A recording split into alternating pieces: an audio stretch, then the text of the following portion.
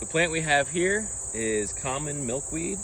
This is one of the host plants for the monarch butterfly.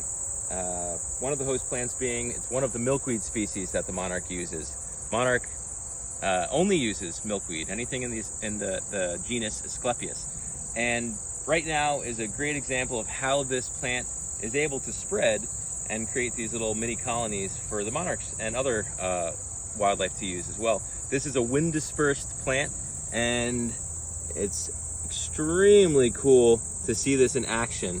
If you get a nice little gust of wind, you can see there that you have these seeds that are going to venture out and try to find another location to germinate and set foot and hopefully raise the next generation of monarch butterflies. So the large milkweed bug we see here on top of this common milkweed is a biocontrol. We often ask why our native plants aren't considered invasive and how they are able to stay in check.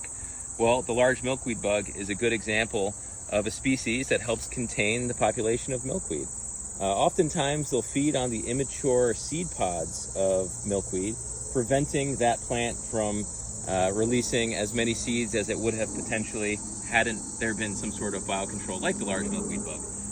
Our invasive species, for example, lanternfly, they don't really have checks and balances here where they're out of range.